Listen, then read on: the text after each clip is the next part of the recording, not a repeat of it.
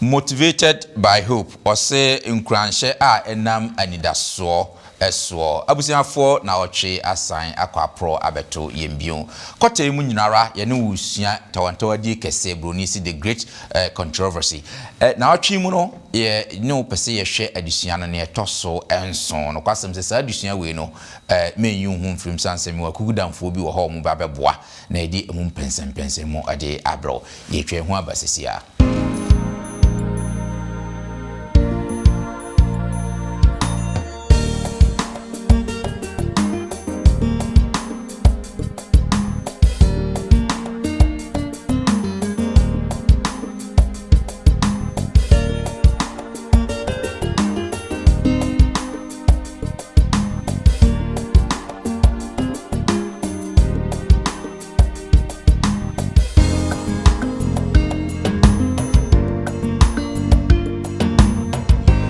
Sa bie yani ebie ma trosem no kwasem bia nanka ahinta no esa be dead so be san be bie tsenya ye ka se oba anyone na be aso na betem ya enyani da so pa se Yesu be san na Yesu be san ababie mununkum no ihu ye no according to Ellen White no say it was myriad of angels said the beya bosha said the make one sa na meba ko siesie baby pa bi ama so Omande share busiafo adofo no mo a mo hweye ne mo a mo tie nyina ye de enchia esronko nam yen aginkwapa Yesu Kristo so de mamu nyina ye besan amamo akwa abaso nkokwan so na afi nso ye de asida sonko so de amamo se de biara mo ne yen eye sa adisua kote mu nyina se medi kan eka ye no ye hwe ntantadi kese na otwi mu no de maboafo ebeboa ma ye de emu mpensempensem mu de abrewo no what is motivated by hope and as nkranhye a enam anidaso eso no eno na omo ba beboa ma yenkutie nwumomra yewia ye de mu mpensempensem no beto am so. Great is thy faithfulness, O God my Father. There is no shadow of turning with thee. Thou changes not, thy compassions, they fail not. As thou hast been, thou forever will be. Great is thy faithfulness, great is thy faithfulness. Morning by morning, new mercies I see. All I have needed, thy hand hath provided. Great is thy faithfulness, Lord, unto me. Summer and winter and springtime and harvest, sun, moon, and stars in their courses above, join with all nature in manifold witness to thy great faithfulness, mercy, and love. Great is thy faithfulness, great is thy faithfulness. Morning by morning, new mercies I see. All I have needed, thy hand hath provided. Great is thy faithfulness, Lord, unto me.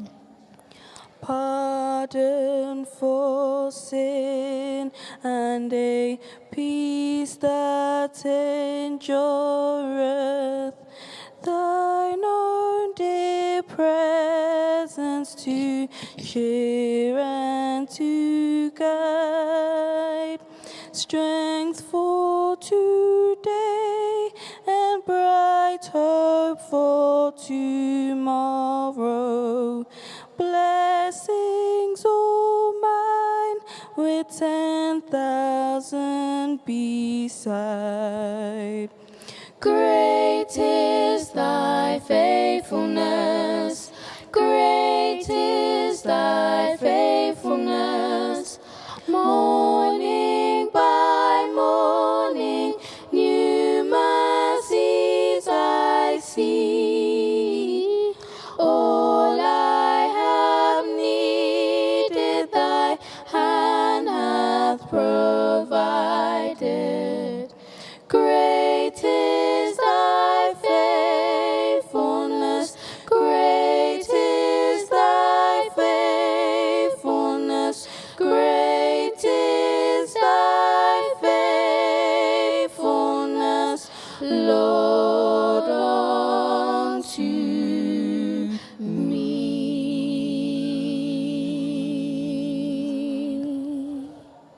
Yada enyum tufoi ase enyum a omode brand na mede aseda nso ebema woma omufasa adwumadie yi ede kowiase afana nyinara 3 ABN TV Ghana efasa adwumakuo yi adwumakuo a omafa TV adwumadie atom nso ane omo ya ne se yeka onyankopon asema wo nso omumbohu edawro sana Hope TV nso Hope TV Ghana nso adwumakuo TV adwumakuo omo nso omofa saa adwumadie yi nso ede kowiase afana nyinara no kwasem ne se enam se eye dwumaku a wonye mfa so ntino eya ehu sikasam no ankrankwa na boy support ma omutimi eye omhu mfidie hu enwuma de sa enwuma de ede kowiase afana nyina ede ma nti se wo mo abi apese wo de boatre ABN and afenso Hope TV nso obohu se won number ede mfoni na ni esrew fa na frɛ obi beje wo so kakra bia na wo de fa bo awo mo na obehu de onyankopɔn so ebeye no wo wabra bomu maboafo no aye krado nti ma memfasa kwanya na mi yi omo nkyerɛ mo na fe wi a yenhwɛ yen adisua no mo me de mo somfo Bismarck Mensa ende yeho adom me wo Elder Hans na Samoa esan eka me ho wa Elder Hans ye mo akwaba ready ya da sese ende watimi aba abeka yensa wo ha me kɔ manimo a Sister Agnes Tetenso ena eti emfimfini zage ye mo akwaba great say de bia me kaze Sister Age bato yo wura yere enti no me Sister Age na aka manum ba mpesati fu say oyo wura yere Agnes Tete ba Sister no na aka manum enti na de bia mo hunu santi Sister Age ye mo akwaba biom me ko manimo a na mani aso se ene sa to nsafre Elder Afriye azika Afriye asan abeka ye ho eda ye mo akwaba great say the last time I wo buy and me can say wo man nso ampa so amana nso a wasa babiu na che say ye ni aso say ye to nsafre wa wo ba da me ase say ogusu hirayen me ko manimu nso a da Kingsford Duabo aman so na eche echo no a abusa for mo amohwende de bia da Kingsford ewo fidie mu asenti eda ye mo akwaba great me da mo ase say munyina mo de odo abebo odo mu say ye mfa adusua say ye ni adusua for enche now chimu no ye hwe motivated by hope nkuranshe enam anidaso so to be honest last week no na ye adusua bia ye very powerful very powerful maboafo no boa ye pa the two witnesses you hu say adusua two witnesses na trust them e kan ho asem no na ye trust them ho asem Old and the New Testament ho asem na naika because na ni nyina pointe otaye ba ye ni nyina chese na ye trosem na ye tata na nye nipa mienu bi ana miensa bi ho asem na ye ka ho asem na ye be ko ende die ni mo ma ye nkate ye ni na me ma Elder Afriye emompaye emaye yo mpamcha ne ma ye mompaye ye nyankopon ni abankese da wase bio se odi ede ache ye na fe ye ba besua wo ho ade onyame a wo ye ochechefo penny no na yes so wankasa be try ntem na wa be cheche se de be ya adisua yesuan na etiefo nso a eti enya anidaso ewo mu frisa adisua no e be che se enche wasefrade obeyi wanu onyama adi na wo ba wa be fa wo ma akọ kronkron a wasiesie ama wo ma enti awurade boa yɛn na yɛnte aseɛ na afei yɛmmɔbra papa a sɛ daakye bia woyi w'ani nyam adi a yɛbɛtumi aka wo ho na yɛne wakɔ akɔdi da yɛnsa da yɛda wase wɔ ɔdɔba yesu kristo din mu nti amen good motivated by hope yɛnka abɔsɛm no sister ake sɛ wobɛkan ama yɛ Isaiah chapter 25 verse 9 no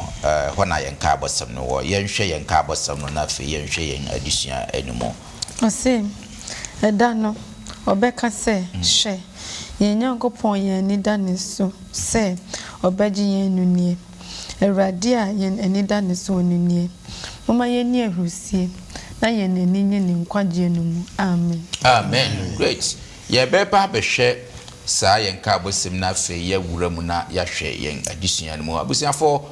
ɔse motivated by hope sɛ wohwɛ kyerɛsɛm mu a sɛ ne animu nkyerɛsɛ no ɛma yɛn no ɔse 1845 references ɛna yɛ ɛfa Yesu Kristo ne ma yɛ tɔ so emienu mu sara na yɛwɔ 260 chapters ɛwɔ New Testament mu a ɛka Yesu Kristo friends ne ma yɛ no mu asɛm ɛna afei nso ɔse yɛwɔ 300 references a ɛka Yesu Kristo ne ma ɔbɛsan ba mpire no so no yɛka ho asɛm no kɔ asɛm sɛ ɔhwɛ reformationers de sua Yesu ama na atwa mu ana sɛ nsakrasona ɔmo de ba yɛ de sua ɔmo ɛhyɛ ase wɔ Europe no divisions ne nneɛma kakra bi ma ne nkwa animu no ɛyɛ den kakra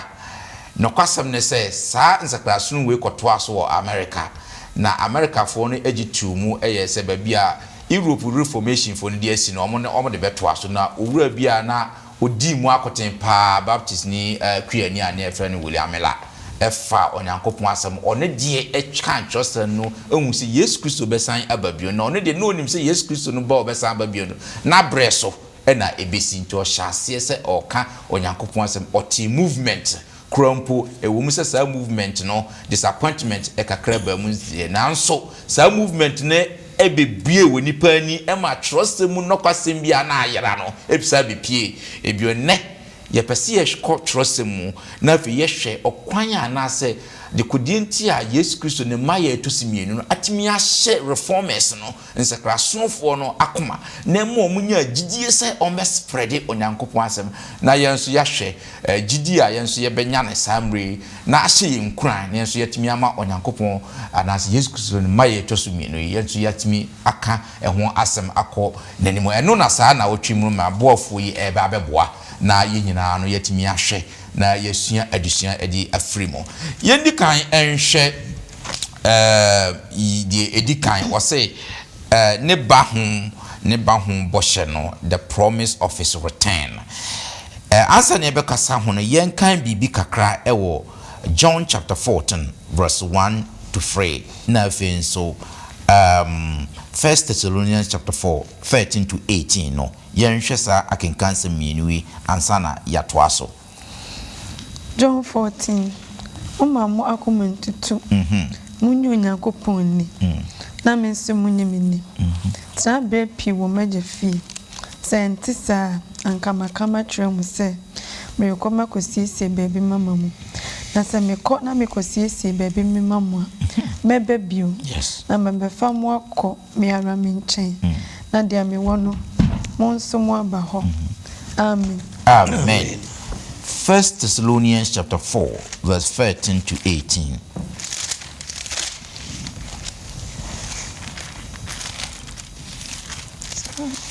Yes. 1 Thessalonians chapter 4 13 to 18. Ose na anuanom wana wawu no ho de yɛmpɛ sɛ yɛsi mo so na more a ho sɛ wɔn anka oni ani da so na sɛ yɛgidi sɛ Yesu wi na wɔsɔre bio a saara nso na Onyankopɔn de wɔn na wɔwuo no nam Yesu so bɛka ne ho aba na yɛdie yɛnam Awurade asɛm mu na yɛka kyerɛ mu sɛ yɛna yɛtete aseɛ na yɛreka akosi Awurade ba no rinsane wɔn na wɔwuo no ho ɛfiri sɛ Awurade no ara de osebɔ Obofo pani ne Onyankopɔn totrobentu Kristo besane na Kristo mu ewufo besɔre kane ansa na waba abefa ye na yetete ase na yakayi ne wɔn nyinaa emununkum mu sɛ yɛkɔhyia Awurade ewiem na saa na yɛne Awurade bɛtena daa. 18 Enti momfa nsɛm yi nkyekyere mo ho werɛ. Amen. Amen. Good. That was say what kind of come. The promise of his return. Eda free. Mfoni ben na saa kenkan sem ye etwatwere efa Yesu Kristo ne maye no. Yo, we na bismarck that say. Yesu Kristo maye tosumi no de edidaso pa ama agidefo nyina adintra. Onse ye hwe tama Yesu ni asuafo nyina na fe Yesu be gya wo ho akono na areho asi asuafo no so bebre. Papa yi gya ye ho akọ na Yesu eno mo kasa se mo makomo sa mo koso nyimini mo nyi Onyankopɔn ni na mo nso nyimini sa efise ba bia me kɔ no travel bebre o megya ne fie me kɔ akosiesie na bre no so amesa ba no ma be fam akọ nti mun trans se obi a oni ani daso se megya mo ho nyanka sa because wasan kan o church no pass o nya o nyanka obekọ no aye den wasan ababiem na adentina Yesu Kristo kra o kọ no obesan ababiem o kọ no wasan ababio efrise ne maye dikan no baaye no ohun se di ne wiase isiko ohun de obonsam de bone abesi wiase ama nyame ma ehunamane yare ene ohaw ni amane bibre nti Yesu se okwakusiesie baabi ama won a baabi oba besiesie okosiesie ama won no ohaw ni amane bia eni ho o kan Revelation chapter 21 verse 1 through to 4 ho baabi a e ka sa asem o se ye haw ni amane nyina akra no obepapa yenuwa mu ede enisu nti ye nyina ye pre epe wiase bia ohaw ni amane eni ho na saa na tetifo edikan no womo so agitu mu se yehwe Calvin no ni reformers na womo atwamu no a no mo nyina wo saa ni daso no so se nyame se osiesie baabi amayen na okwa obesan ababio eniti omo nyina enya enidaso na yehwe 2 Peter chapter 3 verse 4 so a if is that time no a Yesu Kristo obesan ababio no enipa bi obonsam essence is great controversy ntino ye beka ho asem obonsam de atu nipa bi adwen mu se Yesu Kristo obebe so obeba o wiakra nko aba bedu adida sa into kan 2 Peter chapter 3 verse 4 was where is the promise of his coming so obeba nko ayede wa nti ebu nipa bebre abam but ye gina John chapter 14 verse 1 to 3 no say ye wa shebon o ye no kwafo so obede obedi so a obeba nana osan toaso Paul eba be toaso ehye asafunu nkran efi se womo adofo mu nyina wuo ewra ho so the sense odofo bi free mu a eya unhu ni biem so ho me kai se me nana me nana da bia me de ye na asem ka me papa me shedan na ntra na me nana na me ne tra he was a good man just say papa ni free mu no me ya that time na fina na me betray me form for living certificate ache me ya bi sinde but me ba akwanhefo so mu a me beti Yesu mai toso mi no na me nana no Presbyterian wo de no ho amanya me pa sa dimbe kan sa John 14 ne Thessalonians 4:13 to 18 no ma me nya ni da so say da chi bi se me so me bo me bre yi a ebia me homi nana no sa eniti asuafo no ne o atetifo no nyina enya ni da so pa se Yesu besen na Yesu besen ababiem Yesu besen ababio eno na edi enidaso nti in the great controversy obonsam see nipa bi adwen se obeba nko aba ne sa ne mana mayen fa ye ho ento so but Yesu Kristo mo ayi na waka no obeba in fact to confirm it no Revelation chapter 22 nko ano Yesu aka no mpensa e kire se asem a waka no ebebam amanima so into kan Revelation 22 verse 7 was hwe na merebantem what kind 12 to 13 so was hwe na merebantem na makatua yeden ekuta me na me de bre obi ase de ni mate na wo kan 20 to 21 so a no wo say si so say hwe na me rebantem Yesu Kristo maye no se de yesi hunu se bia o maye no o man obeba na yesi nyina ye boy ahumodin se ye be trans be bo abraba papa na fe Yesu Kristo e maye na because Ghana Presbyterian for women ministry invite me say me preach na ye women ministry day na one main team say whether you like it or not Jesus is coming umpo Jesus ba until like it and prepare yourself to meet him. That's right. So until say oka say wo mpa obeba na open so obeba na ade important ni say sisi ho na oba oso anyam chefa. Great, beautiful, wonderful. Me da se pa elder when we beautifully elder nyamishra pa na nia esan say yesu the great controversy ho asemunti say na elder kan no then we need to bring in the great controversy aspect of this. On say upon some yesu previous lessons no upon some yesu force make us a persecution ekun ne normal na ode eye na dwen say enka ode torinya me asem ase na wayi Christosom ni gidie nyina afiro. Yes. Oye ya eno na enye ye no over use what we call a subtle means. A friend compromise. Yes. Afedia or say afedia my but me de nada eno na ema the two witnesses na the Old and the New Testament no echo into witnessing in sackcloth for 1260 years.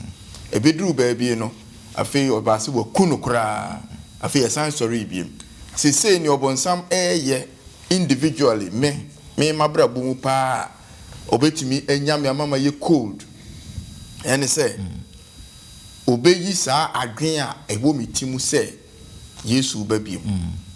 ndi say na say yesom individually me ankasa e bia me sum nyame de enso say adwen a ewo metimu pa say Yesu besen aba ne de I say me nwen ho papa these references here woman in fact my main corrective back okay say 300 is only New Testament. New Testament in 300 references, both direct and indirect references of the second coming of Christ. But in our pulpits the preachings then efa ho on now we can reformers in asem from the beginning reformers ni nyina ne ma wo mo etimi egina ye ewo ohaw mu efiri bebi omo ekoka asem nyina was the anticipation of the coming of Christ. That's right. Say omunim say obresen kra no a Yesu ba ba yan de obonsam kwan a wo fa so de aye ne say ye wura fi the imminent coming of Christ. That's right. Na as say no I say we are fighting within ourselves. That's right. Ndine ye ko ho bia no fa so bia ni so. Yes. Normal be trivialities in kwa say ka ye ni si Yesu ma ye no so a ka normal kitinkiti bi ho a unya daje kora nko ho. Nanso no kwase me wo ho no say ye pew say na elder kan no ye pew obeba. In fact na Peter kora kan no whether we want like it or not obeba. Na ben na ye ma me fa quotation we Entoaso. No the promise in Washayembo, Titus chapter 2, verses 11. Say, for the grace of God that bringeth salvation hath appeared to all men, teaching us that, denying ungodliness and worldly lusts, we should live soberly, righteously, and godly in this present world,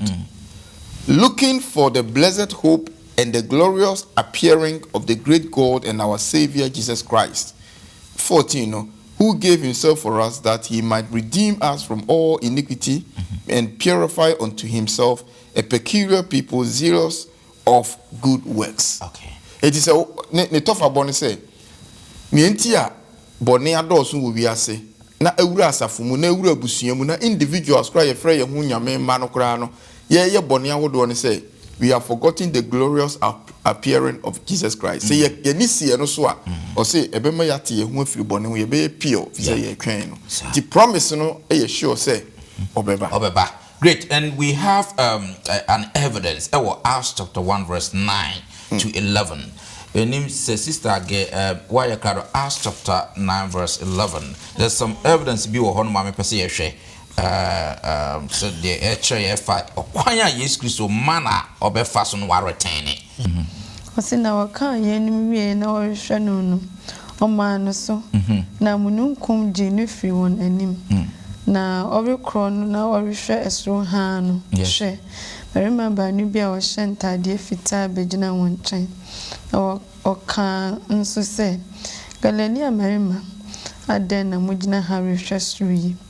Yesu yare a wafa no mo nkyɛn koro yi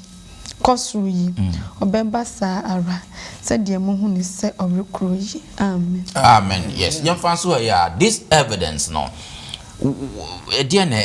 funny because we have a lot of theories and I'm abonting Yesu aba in Togo and I say Yesu Bisu or Brazil and I say we have a whole lot of things a dear natural some make for Yesu Christ on a return or how is it going to happen? But I say the how no to understand this properly no you put it in context. Obon sam kroya aka ama nipa bi senia elder kan say Yesu no obeba o te trog so kra nka wabidu. Enti the same Satan no senia can use one strategy. The strategies no doso. The one of them they say obema ye were fi say obeba number 1. And now obema ye deny say Yesu obeba biem. Enti that deny no ho I refrain wo ho. Na ye won krofo nso a ye nyina ni mu say Oyen star no kra no a egitu say eye den a obeba ene na ma me first strategy foforo embetum se mogidi so obeba kra de a ene obeba ampa but ne maye no ma me nane no okay nti ne oka ekire Protestant reformers no bebre no agidi say ne return na ne maye no de ebeba se ne oka aye no nenso afi 19th century no eba no ena or the popular ideas bi eba fa Yesu maye no say obeba in secret na say oba secret no a oba ebimu ekire say oba be Yesu beba aba establish na hini mfia pem e the peace aba asasi so enu nti no ne yakoba en say the spiritual liturgy na bae afi na say obeba bi mu aba ya ansa wabakra na ne na omo ani abra na omo twen no na omo ejai say the titles can kire yen nanso senior first people na suafo no ne omo na omo ho in the Old Testament no omo tin say Yesu beba ne maye di kan no nanso omo nya na wrong no say obeba be yet say ohene ana say sojani ane ho eden na wabeko age omo afiri Roman for ne nsem no they got it wrong sa na ye hwe ne maye to so mienu so no wama yen wrong idea nti no because of that nti ama interpretation obi say obeba secret rapture oba ugina ho na obi ayira na ye hwe videos ne no but no kwasem e woman ni say the coming of Christ will be visible, audible, and everywhere. That's right. This target can come out, you know. Ewo Acts chapter 1 no. O se senia urei ya fanu a walk on Sara no beba. Nti mununkum ene be peja no. Mununkum no ihu ye no according to Ellen White no say it was myriad of angels. Na uhu omo esan say omo no ewo that brightness nti nipa ni hu no omo ti say mununkum. Tisani ose one na bofo obesin aba no. Sa na ede no koye. Revelation chapter 1 verse 7. As if she in the mununkum mu reba. Sani mununkum be fa no no. Aniwa nyina ebihu no. All eyes shall see him. Sa na oka ewo Korinto woman no say na Awurade no ankasa de totrobento. Sani ya kan Thessalonians no so. Obofo pani no Yankopon no ene na watiamu nti asonwa nyina so be den ebeti ti until say aniwa nyina be hu Yesu maye no say ono na ebe na asonwa nyina ti aben kese no say abomu no Yesu ma ba bia nti Matthew asempa ti adunu na nche modunu nso no o se hwe ebi mu beka se wo ha mu beka se wo ha na nsuma munye den munyini mamu nkoho efise ne maye no mu no o se obehu onipa ba no se obeti na nimonyam na senia anyinam ete ewapuye na yehunu ekwo atoye no sara na nti confirms revelation say aniwa nyina be den ibe mu say lightning ate na baby ete ye no nipa kakra bi na won se omuhu ye na ye secret apra na abo na ye sikakra bi na ete ye Jesus sabio waso asi ana wani afira enu nti Yesu de ne de oba anywhere nyina ebehu no. It is a visible appearing and audible appearing of Christ. And yes, o secret be our labor. And only your upon some kwan a offer so the glorious appearance of Christ. Of Christ. Yo. Me da say opening hands and what to bo achichi mo bisa for yegusuara ha ye hwe adusuana etoso enso no o say motivated by hope and asim kranhye enam adidaso so ena ye hwe nkranhye ade a ema adikanfo no Yesu Kristo maye toso mienu no ashom nkran na amane omoye na ebia beso yenso die na yenso e wo say ye Samaria yenso ye di Yesu Kristo achi yenhwe William Miller any Bible no near echo baye hwe ye answer na ye behwe eno hwe Isaiah 28 9 and 10 no Isaiah chapter 28 9 and 10 why na obetre ni nimdie na why si na obema no ati asenka sie wana watwa wonufo wana wati won efri mpoku anu na emra echirimra ashedie echiri ashedie aha kakra eho kakra amen amen great yeah so William Miller na Bible no ayonkofa ben William Miller status or kind Bible no nso anso be and I say relationship be na wo on the Bible in term sani be hu on the Bible best mag me dance na no ka omo de for reformation about yeah enti na ebi mo de kan na omo hwe ne ade kan sia adesua bi atwam na omo hwe ne ebedi Yesu awon anim no no so hwe Yesu ne samba se ne ebeye William Miller no oshase se oye enti oshase kenkan tro no efi Genesis de kopim na wie no se ofa ne ngoma no ofa no kan kaka se na be obetiase se na ya kan se aha kakra ho kakra to de tutu hu na won hu senia prophecy senia onyankopon in fact 2300 the prophecy no onyane wrong no nim say Yesu Kristo eba 1844 in some share date ni bibia ya madwun say Yesu Kristo oba and so if do hono wamba enter disappointment kase anybody bebe atwe omo ebi musa ba mo ho say da bi omunyane wrong na Yesu hye konkom bia na nya banana oba enti ebi musa de omo ho hye asem no enti 1861 omunya movement when Adventist Christian Church that's right but seven the Adventists ya me kobia na ye Sabbath school 1863 and omut esati yesaka said nyamunya no ye wrong Yesu akokunkum bia na obesan babiem na sisi de date bia enhye ho enti addition de my say Bible no ya no di infoni bi ebibam sene ebe ya yebeti ne ma biase sene ya da kan bi wo mo kan ya na ma fa ne trasa bi wo anya sa ne tie no so ka se beast ya na sa boa ejina ho ma hinie enso ejina ho ma nipa oba ejina ho ma sorry ana say ye ba numbers 14:34 ni Ezekiel 4:6 so o de da ko ejina ho ma afi tisane manyama nwase ye kan ne de toto Bible no be kire Bible no o se no a kire ne ho ase enye bibifu bia hinta bia emos ka se onyankopon nye bibi je se wayi ne dia kire ne nko adifo enti wom se William na nipa no mudi no munya ne wrong die nanso nyamisa akobeti ya maye na se ye hu se Yesu Kristo obesa babiem tisenya ye ka se oba anyone na be hu aso na beti no ye hwe nenim na sisi ade date bia enim obi enim Matthew so edano ne donkro no obi enim ade se jane nko enti oni na me hwe enim me gidi se no so na so hwe enim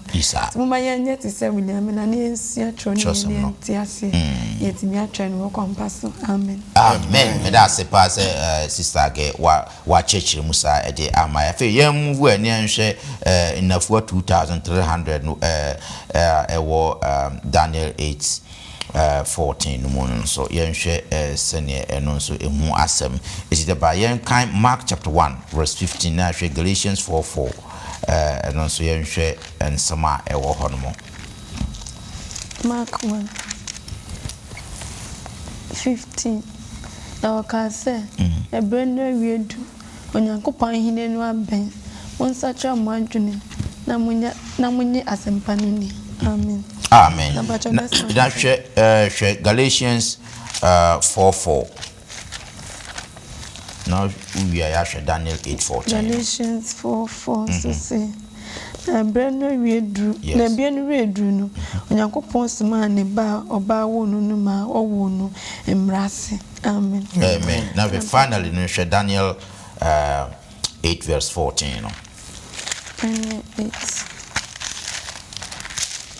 verse 14. I say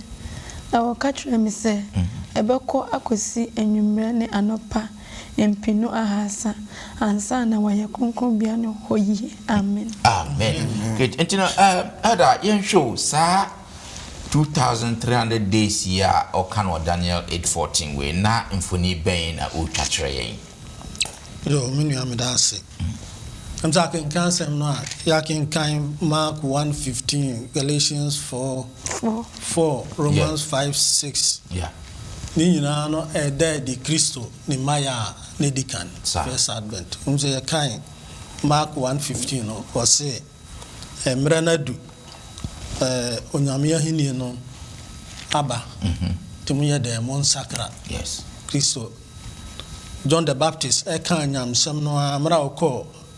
prison no Kristo su ba ya o preach no. Yeah. Mark 1:15 or Kristo nene kan say the time is fulfilled and the kingdom of God is at hand. Repent and believe the gospel. Nti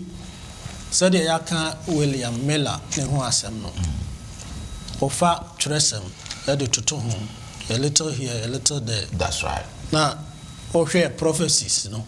Nese ni nyina no timeline no fulfill it. Kan Genesis 15:13 a me hunu prophecy kan fa Abraham ene na asefo omo akwantu a ombetu. Yeah. Israel for 40 years a omo benenam esreso nyina no. Na edi hu adanse. Ndi ma no nyia arehyem ewo Nyankopon asem no mu. Nti wo hwe prophecy said ya kan Daniel chapter 8:14 no. And Daniel chapter 9, no. So kind Daniel 8 chapters no. 8 and 9 no. Okay, the 2,300 days no wasem. And I said 2,300 years. See Jemua from 457 BC to 1844. That's right. They said there Nyankopon enam na dum bo amela. Ene wo mo musua twerɛsɛm no hunu sɛ Abraham Nyankopon hyɛ no bɔhyɛ eba mu Israel fo Nyankopon hyɛ no bɔhyɛ eba mu nti no ma wo mo so de wo mo adwen eto saa enai so na no na ye kan ya wo sɛ 2,300 days no no sɛ shall the sanctuary be cleansed. Si ehwɛ tete abakɔsɛm mu ane dwumadi ana osof panino ya. Yeah. Sɛ o cleaning sanctuary no was the last duty no perform at the end of the year. That's right. After the day of atonement. Now Israel for mboni nyina no ya dey. Ya me ayi edi asiwo. Ti sa na tie dey a. Na chese Kristo ba. Na hono na chese mistake no ekoba se Kristo ba. Na se dey menu aba a chire mu no. Na nyese wo ba. Na emom Kristo dwumadie fofora na wo hya ase. Ewo kunkunu bia no. That's right. Eho enena ejina. But yes. That notwithstanding no we no ma yehunu se hwere no a ne ye ka ho asem nse adesua atwa mu no ye ka se during the French Revolution no ko ba se o ma adwen se the two witnesses no a ya kele no is that is the end. Nanso o mpaja o mumu. Yes. Aha no anidaso a no mo wo ewo Kristo asem no ti emo mo hwehwe mu emu sampa se boshe we no a efa Abraham ho no abam boshe na efa Israel fo no abam dia na sanctuary a Onyankopon so obe cleanse ayi boni afrim emre be na wo se ba Jesus Kristo ba no obe fa yeko yes eninti ma o madwen ekosi so but twere no anasa disua na me ehun se nyesa na netie na emum Kristo afri dwumadie foforo so a ye edi amayen na say until so obewie no samre eye mram e wo se me no mie no so ye den ye nyan sakraye sa if you say mre no duru a na ye probation asi ye ni akwama bi yes enti we no ma ye hunu se tetefo no anasa dikanfo no reformers no de to twerɛ no so anidaso a no mo se Kristo ba samre so yeso ye wo sa adidaso no se Kristo oba na obeba nso so enti preparation be na meme ye preparation be so na won so ye great said the be ya bosha said the make no saa na meba because yes baby pa bi ama so yes baby pa mi ama ye dia there was a crowd na ye twen no yo woni maye no yo me da se ada ya mishra pa ne kakra me de kan eda de ne ho ne se ye ka William Miller kwan a wofa so ede nadwen si ho se osua nyame asem na wama nyame asem no alidi no into understanding so obetiase na wabo dawuro nso akire enipa na broni beka say he needed to be commended commendable ne na etie ne say onyankopon enim ne woye say ade ba ko a say nyina yeti ase ne say ohunu all these truths efa ne elder boss way to say the 70 weeks a war prophecy Daniel the enu no so say 70 weeks that 70 weeks ne na Yesu awo omu hwe ni mu ma ne ba mu with precision with the dates pepe enti ne yekenka wo mark ho no Zechariah ne Anna wo mu nyina na wo mu twen Yesu awo no e ma ne ba mu pepe now wo hwe yen a ye hwe Yesu ma ye ne kwan e wo mu se William Miller na Yesu aka se don ne be ne de obi ani to them no na wo mu enim say there is no event e betimi asie with the precision na wo ho no yen so say na ye factor sem no a ye fa no se ne etie e ma no ye emu adwuma eduru ba bia na ya dane philosophical thinkers yen na ye bedwen ama twrosem no se senke ka sei bisusu senke se yesi enka we de nyame pa senke nyame ne nyame de a na nke nye se yesi let's take the Bible as it is if you say nyame anu mu asem se ne yenti nyame ase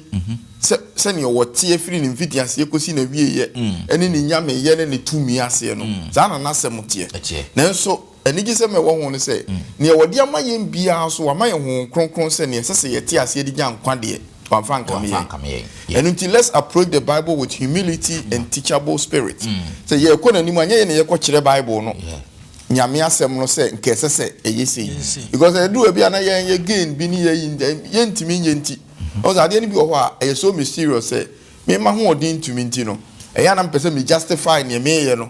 Say enu mmumu na nke se nyame eye no. Say me gidi say ye besua free the humble nature of William Miller mo kwan omo fa so ye de be si kwan a omo ti to si so ama nyame asem no ba mu na ne eda kan ye medemesia si so biem se nyame asem no kan ye mani si so pepe sa enemre ya obonsam edi sa reasoning power na sen aba biem common sense aba se no na ye mfa en reason nyame asem no mo me yenko back to nyame asem se ne etie se o kama no ba mu a ne wakan wa ha no so ebebem yo great madam was say ye to aso na fe yen sorry yen addition no so was the longest prophetic timeline in come share nimbre nhihye wari para no ye hwe Ezra 7 to 13 na ye hwe Daniel 9:25-26 no Ezra ehoma no 7 to 13 7 I say na Israel for mu bi ne asofo ne lewifo ne nyumtofo ne apunano ahwefo ne nsofo kwa no mu binum ne nofro ba Jerusalem ohine atasesa afia etosonsom na ba Jerusalem musumi etosonum no so ohine no afia etosonsom no aramu na bosumia edinkan da edikan no so o shese on free babe mfro nko na bosomia etosonum no da edikan no oba Jerusalem efise ne nyankopon ayemiye ensan woni so na Ezra asiesie na koma se obehwehwe Awurade mmra na wadi so na wakyerɛkyerɛ ahyɛdeɛ ne atemudie wɔ Israel na nwoma a ɔhene Atasesa de ma ɔsɔfo Ezra atwerɛfoɔ a ɔtwerɛ Awurade mmra nsɛm ne n'ahyɛdeɛ a ɔde hyehyɛ Israel no mu nsɛm no ne nsusuo nie Atasesa ahenni mu hene no de kɔma ɔsɔfo Ezra ɔsoro Nyankopɔn mmara twerɛfoɔ a ɔdi mu ne ade 13 Minna mahyɛ mmara sɛ mahenni mu nipa biara a ofiri Israel man mu ne n'asɔfoɔ ne Lewi mu a wɔyi wɔn yam sɛ ɔbɛkɔ Jerusalem no ɔno ne nkɔ amen.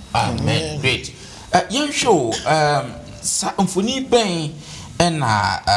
ɔhene Atasesa sa decree a wɔma yɛ mfoni bɛn ne twa kyerɛ ɛwɔ nkɔmhyɛ mu yɛnyina yɛnim sa ɔhene I think sɛ Mordecai na time no ɛne Esther na time no ɔno na Nehemiah Vashti ɛyɛ nanuamo ho na ɛnam so na Esther ɛbɛyɛ ɔhema ɛwɔ fie hɔnom no Mordecai Atasesa sa ɔhene no ɔno na ɔma sa decree we sɛ Israelfoɔ no ɛnsa nkɔmhyɛ mu no na mfoni bɛn ne twa kyerɛ yɛn mfoni a twa kyerɛ yɛn no ɛyɛ simple ohe prophecy no mu a Daniel ɛka ho asɛm no a na Daniel ma specific timelines and clear instructions ɔbɔfoɔ no ɛkyerɛ Daniel saa sɛ yɛbɛte aseɛ yi a yɛnkae sɛ chapter 8 ni nyinaa of Daniel no na ɔka prophecy normal ebeba Daniel bisa normal bebree wayɛ worried say Nyankopɔn oka say 70 years through Jeremiah say yebeba nkwasomu ubeyi yen nti adan na yenye normal bebree na prophecy of the ram uganire ne abrechire no ni nyina no wonte ase nti opente ase obofo no Gabriel ba ye na obekire ni nyina ase fefefefefefe na nkyirase no okire no owie na eka ba akopɛ there was something I want to na se nti o say na until 2300 days then the sanctuary shall be cleansed nti o ka kyerɛ ne sɛ wa kyerɛ ne bibia safe na Daniel na ne ho kyerɛ no wa ka ni nyina ba say 2300 days sanctuary be cleansed ne dia wan kyerɛ ma se nti in chapter 9 ɛna obofo no obaye say odi Daniel muaye ebre no na mbom no one the prince of darkness na kon for 21 days obaye a enye the immediate one na Daniel hian no beka ho asem afi wako back to chapter 48 verse 14 me the sankrase no bro titie ni yie dio o se ebema onyame yi wo tie ni yie enkosi se ye be hye mra se mo besan akochichiri Jerusalem no ho and as 2300 days which is literal days but prophecies 2300 years now say ke days literal days keke na 2300 days 2000 there nkana enru 5 years so 5 years time a yenim say Jerusalem chechire no so no take a long time in fact it take about 12 years grandson omutimi yes some part bibi and then just a prophecy no kura no amam ba yanka as a prophecy we so na eba mu a besi Messiah no so asan akamua e wo ne normal bebree or say na prophecy no eye na bebree it take a long time and unti Ezra hono na emaye hunu what it is and na yanku to history unti na you use the historicist approach of interpretation the history kire say 457 BC and Kinatizes ehye mra se afedie mama mo kwan aye decree se monko na monko ye edi 2300 years na ye kan wase ne ho na sha free isa wo start free ho de a na wo be ya beka Messiah no a wasra no a ye betwa no atwene no edi na chese ye beka Yesu awo ho ase Messiah no edi wo be se wo ba beduru a na abeduru AD 27 be say ye ni zero dates. It's as you need 0 date in Intino. If free BC1 and about AD1. What I say, think I always think zero mudia and kebeba AD 28 and 26. But any bintino AD 27 then they see Bible number history say a one year then a boy Jesus.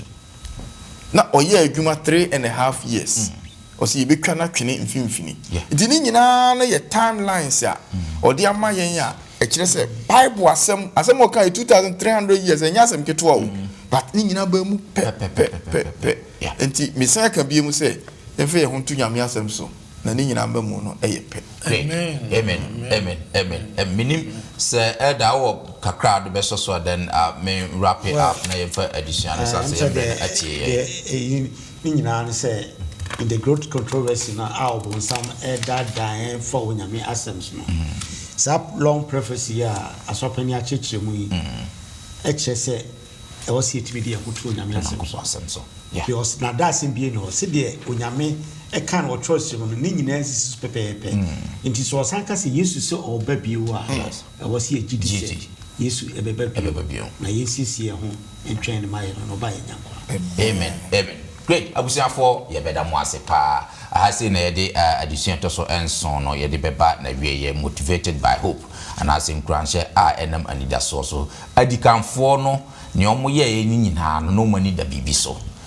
just anida so no mo se no mo hope be no mo the hope of say Jesus Christo ebesan ababio ene ne motivate William Miller no mo na omode ye ne omode ye even though say along the line no omu hope no omu miscalculate some niema bi but eno sa bue ye ni ebue ma trust no kwasem bia na nka ahinta no esan be dadi emma asafo bi ehyaase say ye sanfa abofo mensan kransam no na fe ye dia kowiase afana nyina enti sani daso no ene wo se ye nya sani daso no na owa emfa ho ne ene ye beyewo sani daso no nti ubegina ama onyankopon asem na dache no awie ye nyina ye minim ye se yesua adusua bebre ewum dasende ye de etoso nwotwe no nso ede be etoam so no nso ye adusua bi a wontimi enyi wo mfrim mome nyina ye mra na afi ye mfa ye ho embehye na ye hu adusua no pompon so se light from the sanctuary han a equifree kronkron bia ho no and na next week ye de bebro katuani na mema Elder Kingsford enhira so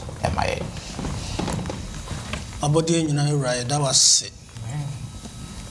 ena da mu so una mwadom so na ho konkron so abekyerkyere wasem yehwe akanifuo no gidi a wumnyaaye anigye ne ahosepa a wumnyaaye de hwehwe wo twerɛsem enam se no mo anidaso ewo Kristo wasem ene wo maya a wobeba tidada nyina no mo hwehwe wakwan